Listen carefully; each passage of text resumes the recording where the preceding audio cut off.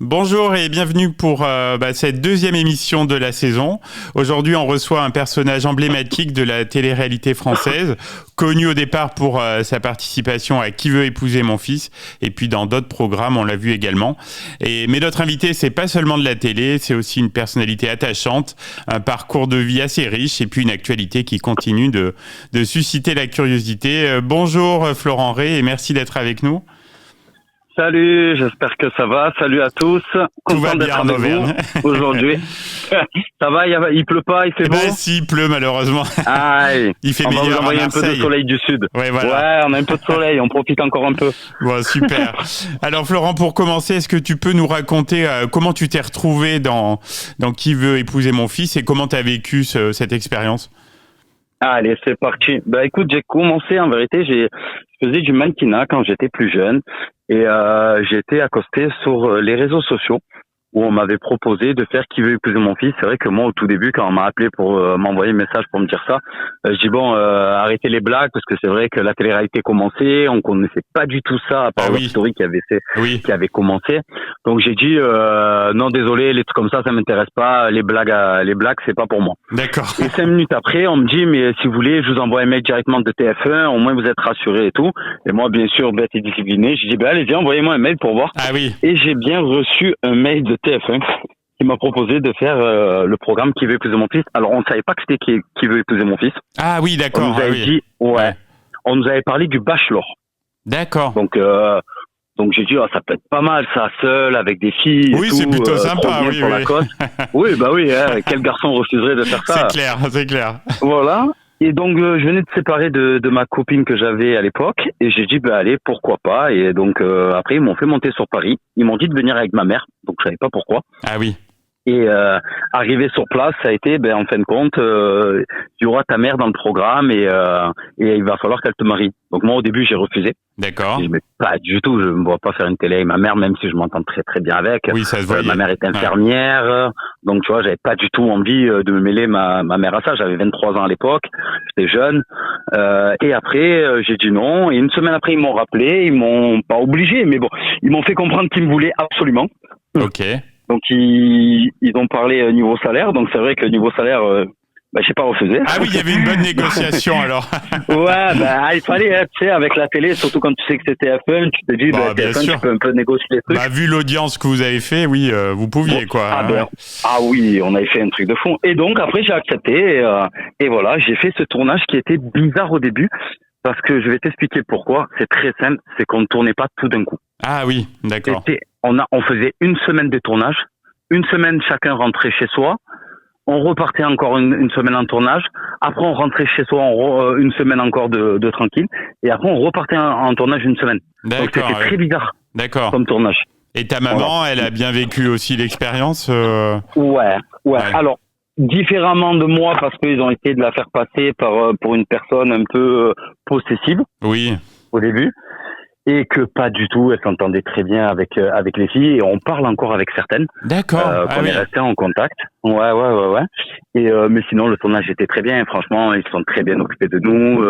Après voilà, c'est TF1, donc on sait que c'est une grosse chaîne. Oui, puis c'est monté, donc c'est un peu scénarisé quand même. Ouais. Mais moins que les tournages de maintenant. D'accord. C'était plus naturel à l'époque. Ok. Oui, on était dans les premières télés, donc tu sais, c'était vraiment très naturel. Ouais, bien sûr. Donc ensuite, tu as participé à d'autres émissions, je le disais, comme Les Princes de l'amour ou La Villa des cœurs brisés. C'était une envie pour toi. Voilà, oui, c'est vrai. Et c'était pour toi une évidence, de continuer, ça te plaisait Alors, pas du tout une évidence. Après qu'il veut épouser mon fils, je voulais plus faire de télé. Ah oui. Parce que c'était pas un truc qui me correspondait réellement pour moi. Et un caméraman qui était sur le premier tournage Qui veut épouser mon fils, parce que je suis vraiment resté en contact avec les caméramans, les journalistes et tout. On avait bien sympathisé. Ils étaient venus même quand ils étaient dans le sud en tournage, ils m'appelaient, on se voyait et tout. Donc vraiment, on avait créé des liens. Et il m'a appelé une fois, il m'a dit écoute, ma femme, elle fait un nouveau programme, c'est tout nouveau, ça s'appelle l'Île des Vérités. Tu vas partir dans un pays magnifique et tu vas faire de l'humanitaire. Ah oui, donc, d'accord. Présenté comme ça, oui, ok. Exactement. Donc présenté comme ça, moi j'ai dit oui, pourquoi pas. Attends, écoute, aller faire de l'humanitaire, c'est très très bien, ça donne une bonne image et tout. Et à partir de là, il m'a présenté sa femme, on a discuté, elle s'appelait Christelle Garout, je crois que c'était ça la productrice. Et elle m'a dit, ben là, vous allez partir à Tahiti, vous êtes des personnes connues et on va vous lever tout ce que vous avez de top sur vous. Donc, plus de montre, plus de téléphone. Ah oui. On va vivre. Ouais. On avait une belle villa, mais pas d'eau chaude. On se douchait à l'eau froide. Ah oui, c'est vrai. Oui, c'est vrai. Je me souviens. Oui. Ok. Voilà. Bon, après à Tahiti, s'il y a pas d'eau chaude, c'était pas grave. Hein. Oui, non, ça va. Le temps de Tahiti, voilà. Oui, ça va. On n'était pas à plaindre. À plaindre. Et voilà. Et donc, je suis parti faire ce deuxième programme, qui était l'île des Vérités, où je me suis régalé. C'est là où je me suis marié avec Julia Salaba. Ah oui. Je me souviens. Ouais, c'était Julia Salaba. On a fait un mariage tahitien là-bas. Ah oui, je me souviens. Très bien. Ouais. Et après, après j'ai enchaîné une télé tous les ans ou tous les 2 ans, je me rappelle plus. D'accord. Et j'ai fait toutes les chaînes, je crois. Et là, c'est quelque chose maintenant, enfin, qui est terminé pour toi, ou s'il y avait un projet, oui, tu pourrais.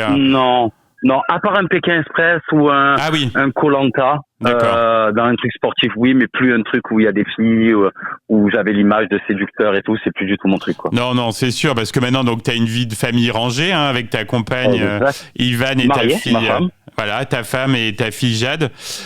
Exactement. Et donc, c'est une stabilité que t'as recherché longtemps, quand même, non?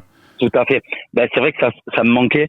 Les années passées, je commençais à vieillir et depuis tout jeune, je voulais fonder une famille comme mes parents, qui étaient mes modèles, qui sont ensemble depuis que mon père il a 16 ans, ma mère elle avait 14 ans. Ah d'accord. Ah oui, d'accord. Ouais. C'est beau, c'est beau. C'est très beau, hein. Ouais. Exact. Et c'est très rare, surtout maintenant, à l'heure actuelle, d'avoir une famille qui tient. Et voilà. Et donc après, j'ai rencontré ma femme en salle de sport. Ma femme travaillait je t'explique un peu, hein. Oui, bien sûr. Travaillait chez Fitness Park. Okay. Dans une salle de sport. Et je suis allé m'entraîner une fois, j'ai pas trop accroché la salle. Et le lendemain, mon pote, il m'a dit, allez, viens, on va s'entraîner et tout. Ça va nous faire du bien. Je retourne à la salle et je suis tombé nez à nez avec Yvan. Et c'est là où j'ai dit, c'est la femme de ma vie, j'en suis sûr. Ah oui, coup de foudre. Ouais, vraiment, coup de foudre. Vraiment, vraiment. Et en plus, je devais repartir en tournage à cette époque-là. J'avais fait un tournage pour une émission qui passait que sur le câble où on partait en Tunisie accompagner des gens pour de la chirurgie esthétique. Ah oui, ok, d'accord. En guest, on était en guest et on allait là-bas et moi j'ai eu coup de foudre. Donc t'as laissé tomber le projet ici?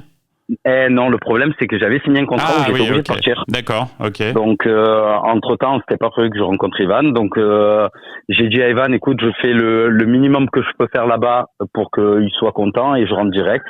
Okay. Donc vu que c'était à peine le début, entre elle et moi, ça faisait même pas une semaine qu'on se côtoyait, sans être vraiment ensemble.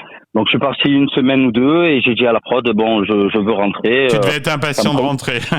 Ouais, exactement. Ouais. Et notre relation a commencé là. Voilà, à ce moment-là avec Yvan. Et on a construit notre petite famille. C'est voilà, une belle petite famille. Et alors, à côté de ça, comment tu occupes ton temps professionnellement Alors, j'avais ouvert à l'époque quand même avec mon frère un camion de pizza. Oui. Où lui il s'était lancé dedans, il faisait les pizzas. Bon, moi j'avais juste investi dedans au tout début, parce que bien sûr je continuais la télé et tout, donc je pouvais pas me permettre d'être à temps plein dans le camion avec des employés. Et après, petit à petit, je me suis écarté de la télé, et je me suis mis à fond là-dedans. Et là, on a un camion qui tourne très très très très bien. Et donc voilà, ma vie, comment je l'occupe entre ça, m'occuper de ma fille, un peu de placement de produits toujours quand même. Oui, parce que t'es très actif sur les réseaux, t'as une grosse communauté qui te suit encore. Ouais, ben franchement ouais, alors que j'étais pas de l'époque d'Instagram. Moi, j'ai commencé, c'était Facebook, c'était Messenger, c'était les paparazzades, une autre époque. Voilà, exactement, la première époque. Moi, je suis pas de l'époque TikTok, je suis pas de cette époque-là, la nouvelle génération. Mais voilà, j'ai pas mal de gens qui me suivent et surtout avec qui j'échange beaucoup. Et ça, je trouve ça bien. C'est pas que des followers comme certains. Pour moi, c'est des gens avec qui je discute, que j'ai des relations que depuis le début de mes programmes, quoi. Okay. Et ça, c'est bien. Ouais. Non, mais c'est bien. On t'envoie toujours des messages, je réponds aux gens.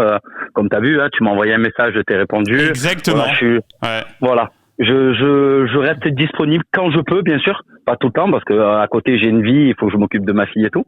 Mais sinon, j'essaie vraiment d'être dispo avec les gens, pouvoir leur expliquer le monde de la télé, que c'est pas facile, qu'il faut faire très attention, parce qu'il y en a beaucoup qui me posent beaucoup de questions et qui aimeraient faire de la télé.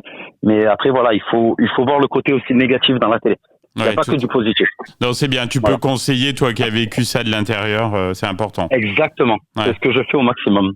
Très bien. On était ravis de t'avoir dans l'émission, hein, Florent. De rien. Merci beaucoup de m'avoir appelé. Et puis, on espère à très vite sur cette antenne. Et puis, avec grand plaisir. Nos auditeurs peuvent te suivre donc sur Instagram notamment, Florent Ray. À très bientôt et merci encore. Merci. Passez une bonne journée. À bientôt.